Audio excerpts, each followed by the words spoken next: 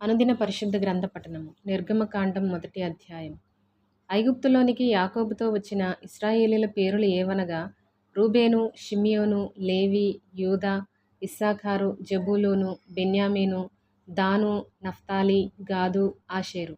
వీరిలో ప్రతివాడును తన తన కుటుంబముతో వచ్చెను. యాకోబు గర్భమున పుట్టిన వారందరూ 70 మంది. అప్పటికి యోసేపు ఐగుప్తులో ఉండెను.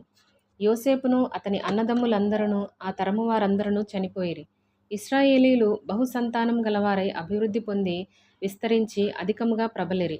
వారున్న ప్రదేశము వారితో నిండియుండెను. అప్పుడు యోసేపును ఎరుగని క్రొత్త రాజు ఐగుప్తును ఏలనారంభించెను. అతడు తన జనులతో ఇట్లనెను, ఇదిగో, ఇశ్రాయేలు సంతతి అయిన ఈ జనము మనకంటే విస్తారముగాను బలిష్టముగాను ఉన్నది. వారు విస్తరింపకుండునట్లు మనము వారి ఎడల యుక్తిగా జరిగించుదము రండి. లేని ఎడల యుద్ధము కలుగునప్పుడు కూడా మన శత్రువులతో చేరి మనకు విరోధముగా యుద్ధము చేసి ఈ దేశములో నుండి వెళ్ళిపోవుదురేమో అనెను. కాబట్టి వారి మీద పెట్టిన భారములలో వారిని శ్రమపెట్టుటకు వెట్టి పనులు చేయించు అధికారులను వారి మీద నియమింపగా వారు ఫరో కొరకు ధాన్యాదులను నిలువ చేయు పీతోము, రామసేసను పట్టణములను కట్టిరి. అయినను ఐగుప్తీయులు వారిని శ్రమపెట్టిన కొలది వారు విస్తరించి ప్రబలిరి గనుక వారు ఇశ్రాయేలీల ఎడల అసహ్యపడిరి.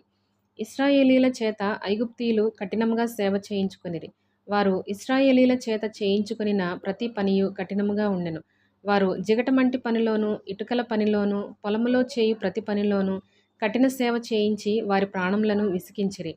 మరియు ఐగుప్తురాజు షిఫ్రా పూయా అను హెబ్రీయుల మంత్రసానులతో మాటలాడి, మీరు హెబ్రీ స్త్రీలకు మంత్రసాని పని చేయుచు వారిని కాన్పు పీటల మీద చూచినప్పుడు మగవాడైన ఎడల వాని చంపుడి, ఆడుదైన ఎడల దాని బ్రతుకునీయుడని వారితో చెప్పెను. అయితే ఆ మంత్రసానులు దేవునికి భయపడి ఐగుప్తురాజు తమకు ఆజ్ఞాపించినట్లు చేయక మగపిల్లలను బ్రతుకనీయగా ఐగుప్తురాజు ఆ మంత్రసానులను పిలిపించి, మీరెందుకు మగపిల్లలను బ్రతుకనిచ్చితిరి, ఈ పని ఏల చేసితిరి అని అడిగెను. అందుకు ఆ మంత్రసానులు, హెబ్రీ స్త్రీలు ఐగుప్తు స్త్రీల వంటి వారు కారు, వారు చురుకైన వారు. మంత్రసాని వారి యొద్దకు వెళ్ళక మునుపే వారు ప్రసవించి ఉందురని ఫరోతో చెప్పిరి. దేవుడు ఆ మంత్రసానులకు మేలు చేసెను. ఆ జనము విస్తరించి మిక్కిలి ప్రబలెను. ఆ మంత్రసానులు దేవునికి భయపడినందున ఆయన వారికి వంశాభివృద్ధి కలుగజేసెను. అయితే ఫరో, హెబ్రీయులలో పుట్టిన ప్రతి కుమారుని నదిలో పారవేయుడి, ప్రతి కుమార్తెను బ్రతుకనీయుడి అని తన జనులందరికీ ఆజ్ఞాపించెను. నిర్గమకాండం 2వ అధ్యాయం. లేవి వంశస్థుడొకడు వెళ్ళి లేవి కుమార్తెను వివాహము చేసుకునెను. ఆ స్త్రీ గర్భవతి అయి కుమారుని కని వాడు సుందరుడై ఉండుట చూచి 3 నెలలు వానిని దాచెను. తరువాత ఆమె వాని దాచలేక వాని కొరకు ఒక జమ్ము పెట్టె తీసుకొని దానికి జిగటమన్నును కీలును పూసి అందులో ఆ పిల్లవానిని పెట్టి ఏటి ఒడ్డున జమ్ములో దానిని ఉంచగా వానికేమి సంభవించునో తెలుసుకొనుటకు వాని అక్క దూరముగా నిలిచియుండెను. ఫరో కుమార్తె స్నానము చేయుటకు ఏటికి వచ్చెను. ఆమె పనికత్తెలు ఏటి ఒడ్డున నడుచుచుండగా ఆమె నాచులోని ఆ పెట్టెను చూచి తన పనికత్తెను ఒకతని పంపి దాన్ని తెప్పించి తెరచి ఆ పిల్లవాని చూచినప్పుడు ఆ పిల్లవాడు ఏడ్చుచుండగా చూచి వాని యందు కనికరించి, వీడు హెబ్రీయుల పిల్లలలో నొకడనెను. అప్పుడు వాని అక్క ఫరో కుమార్తెతో, నీ కొరకు ఈ పిల్లవాని పెంచుటకు నేను వెళ్ళి హెబ్రీ స్త్రీలలో ఒక దాదిని పిలుచుకొని వత్తునా అనెను. అందుకు ఫరో కుమార్తె వెళ్ళుమని చెప్పగా ఆ చిన్నది వెళ్ళి ఆ బిడ్డ తల్లిని పిలుచుకొని వచ్చెను. ఫరో కుమార్తె ఆమెతో, ఈ బిడ్డను తీసుకొని పోయి నా కొరకు వానికి పాలిచ్చి పెంచుము, నేను నీకు జీతమిచ్చెదనని చెప్పగా ఆ స్త్రీ ఆ బిడ్డను తీసుకొని పోయి పాలిచ్చి పెంచెను. ఆ బిడ్డ పెద్దవాడైన తరువాత ఆమె ఫరో కుమార్తె యొద్దకు అతని తీసుకొని వచ్చెను. అతడు ఆమెకు కుమారుడాయెను. ఆమె నీటిలో నుండి ఇతని తీసితినని చెప్పి అతనికి మోషే అని పేరు పెట్టెను. ఆ దినములలో మోషే పెద్దవాడై తన జనుల యొద్దకు పోయి వారి భారములను చూచెను. అప్పుడతడు తన జనులలో ఒక హెబ్రీయుని ఒక ఐగుప్తీయుడు కొట్టగా చూచెను. అతడు ఇటు అటు తిరిగి చూచి ఎవడనూ లేకపోగా ఆ ఐగుప్తీయుని చంపి ఇసుకలో వాని కప్పిపెట్టెను. మరునాడు అతడు బయట నడిచి వెళ్ళుచుండగా హెబ్రీయులైన మనుషులిద్దరు పోట్లాడుచుండిరి. అప్పుడతడు అన్యాయము చేసిన వాని చూచి, నీవేళ నీ పొరుగువాని కొట్టుచున్నావని అడుగగా అతడు, మా మీద నిన్ను అధికారినిగాను తీర్పరినిగాను నియమించిన వాడెవడు? నీవు ఆ ఐగుప్తీయుని చంపినట్లు నన్నును చంపవలెనని అనుకొనుచున్నావా అనెను. అందుకు మోషే, నిశ్చయముగా ఈ సంగతి బయలుపడిననుకొని భయపడెను. ఫరో ఆ సంగతి విని మోషేను చంపచూచెను గాని మోషే ఫరో ఎదుట నుండి పారిపోయి మిద్యాను దేశంలో నిలిచిపోయి ఒక బావి యొద్ద కూర్చుండెను. మిద్యాను యాజకునికి 7 కుమార్తెలుండిరి. వారు వచ్చి తమ తండ్రి మందకు పెట్టుటకు నీళ్లు చేది తొట్లను నింపుచుండగా మంద కాపరులు వచ్చి వారిని తోలివేసిరి. అప్పుడు మోషే లేచి వారికి సహాయము చేసి మందకు నీళ్లు పెట్టెను. వారు తమ తండ్రి అయిన రగూయేలు నొద్దకు వచ్చినప్పుడు అతడు, నేడు మీరింత త్వరగా ఎట్లు వచ్చితిరనెను. అందుకు వారు, ఐగుప్తీయుడొకడు మంద కాపరుల చేతిలో నుండి మమ్మను తప్పించి వడిగా నీళ్లు చేది మన మందకు పెట్టెననగా అతడు తన కుమార్తెలతో, అతడెక్కడ, ఆ మనిషిని ఏల విడిచి వచ్చితిరి, భోజనమునకు అతని పిలుచుకొని రండెనెను. మోషే ఆ మనుష్యునితో నివసించుటకు సమ్మతించెను. అతడు తన కుమార్తె అయిన సిప్పోరాను మోషేకిచ్చెను. ఆమె ఒక కుమారుని కనినప్పుడు మోషే, నేను అన్యదేశంలో పరదేశినై యుంటిననుకొని వానికి గెర్షోము అని పేరు పెట్టెను. అలాగున అనేక దినములు జరిగిన మీదట ఐగుప్తు రాజు చనిపోయెను. ఇశ్రాయేలీయులు తాము చేయుచున్న వెట్టి పనులను బట్టి నిట్టూర్పులు విడుచుచు మొరపెట్టుచుండగా తమ వెట్టి పనులను బట్టి వారు పెట్టిన మొర దేవుని యొద్దకు చేరెను. కాగా దేవుడు వారి మూలుగును విని అబ్రహాము, ఇస్సాకు, యాకోబులతో తాను చేసిన నిబంధనను జ్ఞాపకము చేసుకొనెను. దేవుడు ఇశ్రాయేలీయులను చూచెను. దేవుడు వారి యందు లక్ష్యముంచెను. నిర్గమకాండం 3వ అధ్యాయం. మోషే మిద్యాను యాజకుడైన ఇత్రో అను తన మామ మందను మేపుచు ఆ మందను అరణ్యము అవతలకు తోలుకొని దేవుని పర్వతమైన హోరేబుకు వచ్చెను. ఒక పొద నడిమిని అగ్ని జ్వాలలలో యెహోవా దూత అతనికి ప్రత్యక్షమాయెను. అతడు చూచినప్పుడు అగ్ని వలన ఆ పొద మండుచుండెను గాని పొద కాలిపోలేదు. అప్పుడు మోషే, ఆ పొద ఏల కాలిపోలేదో నేను ఆ తట్టు వెళ్ళి ఈ గొప్ప వింత చూచెదననుకొనెను. దానిని చూచుటకు అతడు ఆ తట్టు వచ్చుట యెహోవా చూచెను.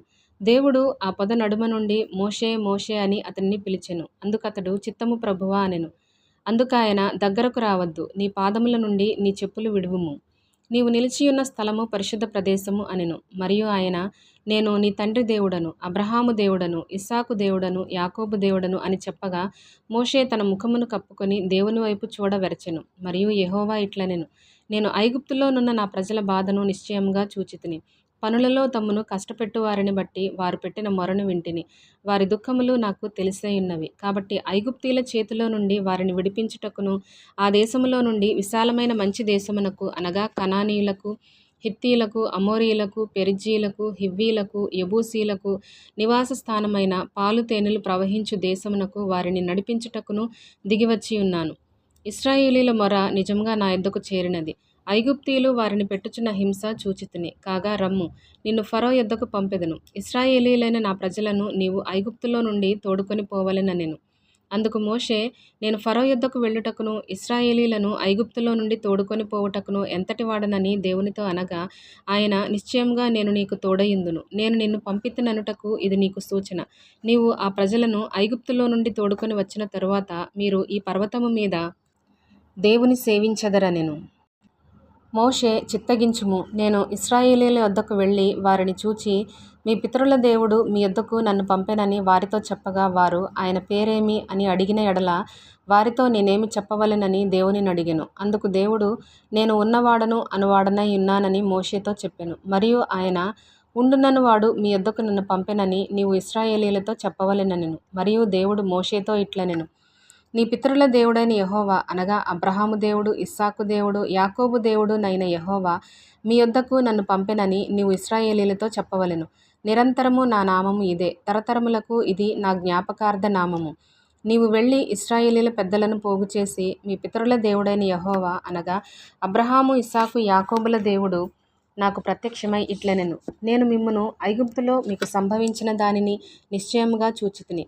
ఐగుప్తు బాధలో నుండి పాలు తేనెలు ప్రవహించు దేశమునకు, అనగా కనానీయులు, హిత్తీయులు, అమోరీయులు, పెరిజ్జీయులు, హివ్వీయులు, యెబూసీయులు ఉన్న దేశమునకు మిమ్మును రప్పించెదనని సెలవిచ్చితినని వారితో చెప్పుము. వారు నీ మాట విందురు గనుక నీవును ఇశ్రాయేలీయుల పెద్దలను ఐగుప్తు రాజునొద్దకు వెళ్ళి అతని చూచి, హెబ్రీయుల దేవుడైన యెహోవా మాకు ప్రత్యక్షమాయెను గనుక మేము అరణ్యమునకు 3 దినముల ప్రయాణమంత దూరము పోయి మా దేవుడైన యెహోవాకు బలిని సమర్పించుదుము సెలవిమ్మని అతనితో చెప్పవలెను.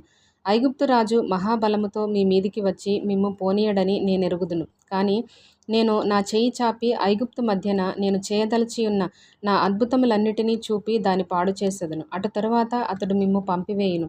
మరియు నేను ఈ జనుల ఎడల ఐగుప్తీయులకు కటాక్షము కలుగజేసెదను గనుక మీరు వెళ్ళినప్పుడు వట్టి చేతులతో వెళ్ళరు. ప్రతి స్త్రీయు తన పొరుగుదానిని, తన ఇంట నుండి దానిని వెండి నగలను, బంగారు నగలను, వస్త్రములను ఇమ్మని అడిగి తీసుకొని మీరు వాటిని మీ కుమారులకును మీ కుమార్తెలకును ధరింపచేసి ఐగుప్తీయులను దోచుకొందురనెను.